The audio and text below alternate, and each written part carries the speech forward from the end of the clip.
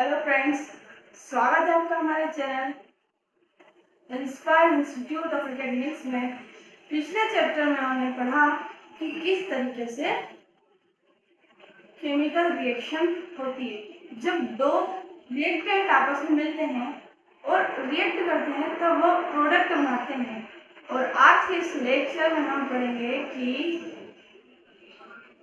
एक chemical reaction जो होती है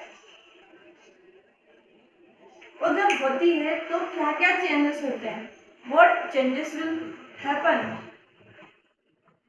मतलब एक चेंजेस तो ये होता है कि उसमें रिएक्टेंट जो होता है वो प्रोडक्ट बन जाता है रिएक्शन करके, सिंपल सी बात है। और दूसरी बात ये है कि केवल उसकी फिजिकल स्ट्रक्चर ही नहीं बदलती,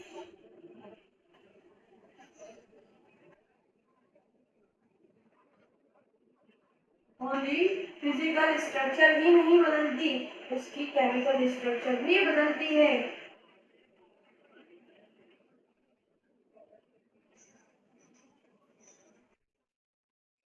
केवल फिजिकल स्ट्रक्चर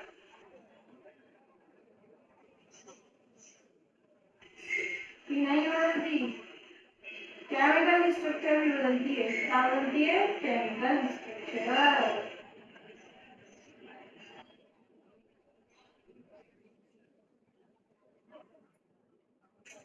तो जब उसकी केमिकल कंपोजिशन में चेंजेस होता है तब क्या होता है, समझते हैं।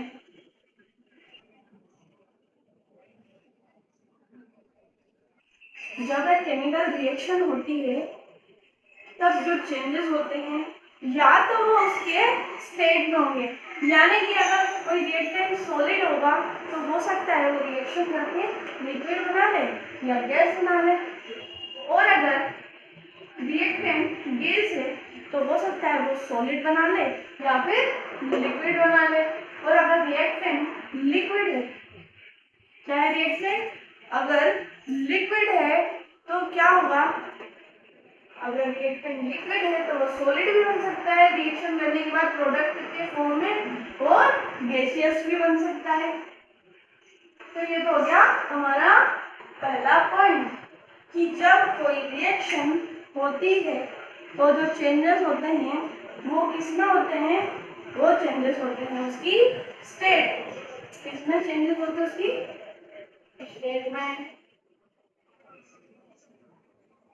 और जो सेकंड चेंज होता है वो होता है कलर में।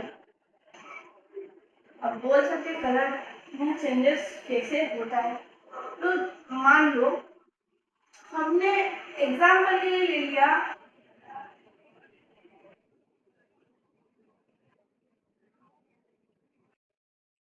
Fe, यानी कि आयरन।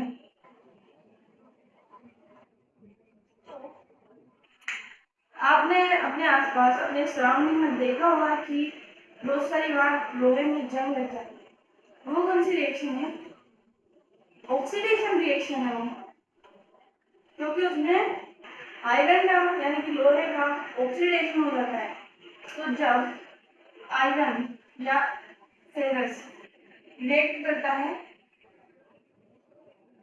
O2 के साथ में, क्या बना जाता है वो? FeO2। शायद ये फॉर्मूला हो सकता है आपको गलत लगे, बट अभी हमने रिएक्शन को बैलेंस नहीं किया है। जब हम रिएक्शन बैलेंस करना सीखेंगे तब हम इसको कम्प्लीटली सही तरीके से समझाएंगे। तो जब एक रिएक्शन होती है उसका कलर चेंज हो जाता है, मतलब जब लोहे का ऑक्सीडेशन नहीं होता, जब तक फेरस का ऑक्सीडेशन नहीं हुआ था तब तक वो एकदम चमकदार फॉर्म में था, मतलब शाइनी फॉर्म में था। और जैसे ही वो एयर के कांटेक्ट में आया, जैसे ही वो हवा के कांटेक्ट में आया, उसने अपना कलर चेंज कर लिया। क्या चेंज कर लिया? कलर, कलर चेंज कर लिया।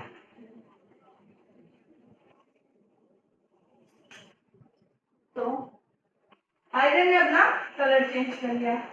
कैसे? जब वो ऑक्सीजन के कांटेक्ट में आया तब उसमें क्या लग गई? कोरेजन, यानी कि जंग लग गई।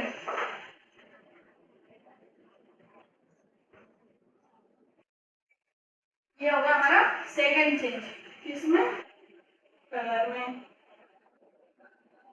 अब जो थर्ड चेंजेस है वो है इवोल्यूशन ऑफ अ गैस, यानी कि कुछ रिएक्शंस ऐसी होती है जो जब मतलब होती है रिएक्शन, उनमें जो प्रोडक्ट होता है उसका कलर बदल जाता है। मतलब जब तक वो रिएक्टेंट था तब तक तो उसका कलर सेम था, लेकिन जैसे रिएक्शन हुई कलर बदल जाता है। और बात करें अगर इवोल्यूशन ऑफ गैस की,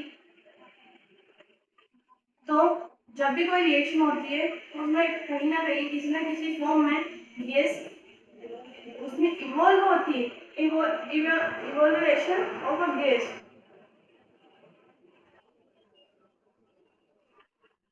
Evaluation of the gas. This is our third point in the changes when a reaction happens.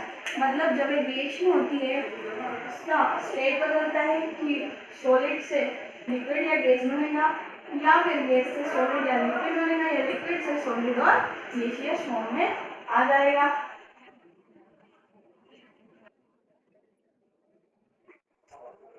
Changes in temperature, जब एक रिएक्शन होती है तो उसका टेम्परेचर भी बदलता है। हो सकता है वो मिनिमम से मैक्सिमम हो जाए या मैक्सिमम से मिनिमम हो जाए। अब आपने एक एग्जांपल देखा होगा, जब भी हम पुराने जमाने की बात करते हैं, मतलब ये मटका लिया, इसमें हमने पानी डाला, बहुत सारा मिट्टी का मटका लिया और clay pot we will take, then what happen, we put in lime, यानी कि हमने उसमें क्या डाला, कैल्शियम ऑक्साइड डाला, चूने का पत्थर डाला। एकदम से क्या होगा, वाटर के साथ कैल्शियम ऑक्साइड रिएक्ट करेगा और उसका टेम्परेचर बढ़ जाएगा, और टेम्परेचर बढ़ जाएगा, उसका क्या होगा कि पूरा मटका टूट जाएगा। मतलब जब कोई रिएक्शन होती है तो उसके टेम्परेचर में भी चेंजेस होते हैं। तो हमने अभी पढ़ा कि एक रिएक्शन जब होती है तब प्रोडक्ट बनने में, किससे, रिएक्टेंट से प्रोडक्ट बनने में क्या क्या चेंजेस होते हैं। तो हमने चेंजेस के बारे में पढ़ा। अब हम पढ़ेंगे कि एक केमिकल इक्वेशन को लिखते कैसे हैं। यहाँ पर हमने एग्जांपल के लिए एक रिएक्शन लिख रखी है जिसमें है Mg+O2, यानी कि मैग्नीशियम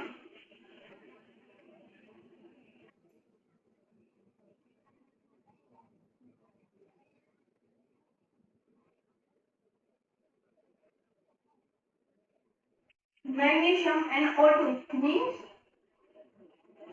ऑक्सीजन। जब आपस में रिएक्ट करे तो क्या बनाया उन्होंने, मैग्नीशियम ऑक्साइड। क्या बनाया, मैग्नीशियम ऑक्साइड। तो जो एरो के इस साइड है, एरो के पीछे, यानी कि जो एरो है उसकी टेल जिस तरफ रहेगी वो तो रहेगा रिएक्टेंट, और जिधर हेड रहेगा उधर रहेगा प्रोडक्ट। जरूरी नहीं है कि रिएक्शन हमेशा इसी डायरेक्शन में हो, एरो की डायरेक्शन ये भी हो सकती है, रिएक्टेंट टू प्रोडक्ट। मतलब रिएक्शन कैसे होती है, तो रिएक्शन होती है रिएक्टेंट से प्रोडक्ट की तरफ। कैसे होती है रिएक्शन, रिएक्टेंट से प्रोडक्ट की तरफ।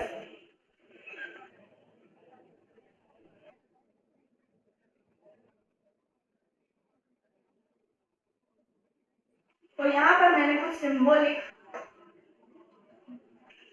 सिग्निफिकेंस लिख रखे हैं। जैसे यहाँ पर ये एरो का टेल साइड है, तो यहाँ पर आर लिख रखा है। आर का मतलब होता है रिएक्टेंट जो रिएक्शन करता है। क्या करता है, रिएक्शन।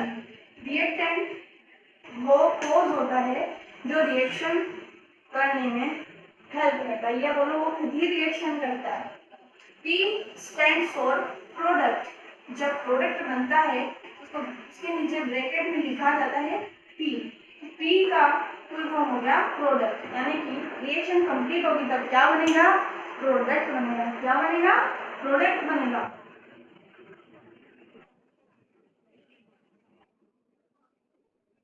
और ये जो साइड है, ये जो एरो है, वो क्या शो कर रहा है? This is sine is show that which side direction में रहता है, यानी कि इसका हेड जिस साइड होगा वहां पर तो प्रोडक्ट होगा, और जिधर एरो होगी इसकी, एरो की उधर क्या होगा? उधर होगा हमारा रिएक्टेंट।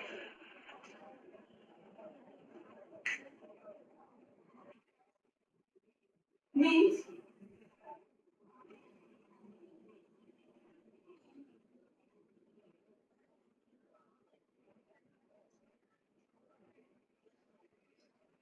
ये हमने एरो बनाया, ये इसका टेल है, एंड ये इसका हेड है। तो जिधर टेल होगा उधर होंगे रिएक्टेंट, और जिधर हेड होगा उधर होंगे प्रोडक्ट। क्या होंगे? प्रोडक्ट।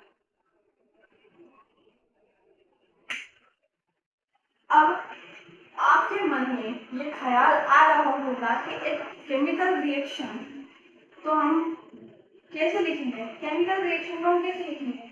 केमिकल इक्वेशन के फॉर्म में, जैसे हम मैथमेटिक्स में लिखते हैं वैसे कुछ फॉर्मूला यूज करते हैं, ऐसे केमिस्ट्री में भी बहुत सारे एलिमेंट्स या कहें सारे एलिमेंट्स के लिए कुछ केमिकल फॉर्मूला होते हैं, और जब उनको एक रिएक्शन के फॉर्म में लिखा जाता है,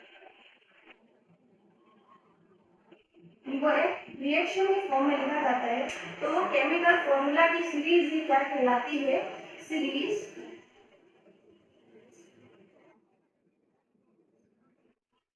केमिकल फॉर्मूलाज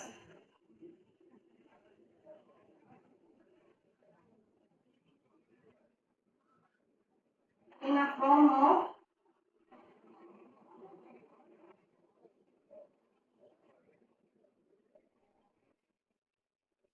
रिएक्शन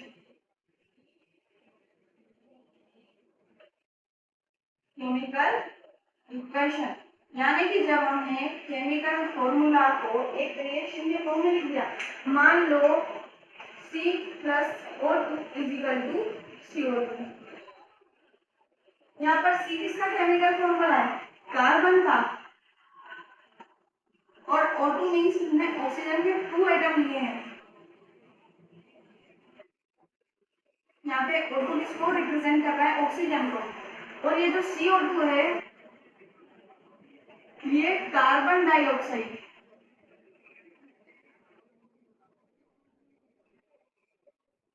को रिप्रेजेंट कर रहा है। तो जो CO2 है ये कार्बन डाइऑक्साइड को रिप्रेजेंट कर रहा है। एक्चुअल में है तो ये एक रिएक्शन, और उसके साथ में हमने केमिकल फॉर्मूला लिख दिए, तो वो क्या हो गया? Chemical equation. यानी कि हम जब केमिकल फॉर्मूला को एक रिएक्शन के फॉर्म में असेंबल करते हैं, उसको लिखते हैं, तभी वो क्या कहलाता है? केमिकल इक्वेशन कहलाता है। क्या कहलाता है? Chemical equation.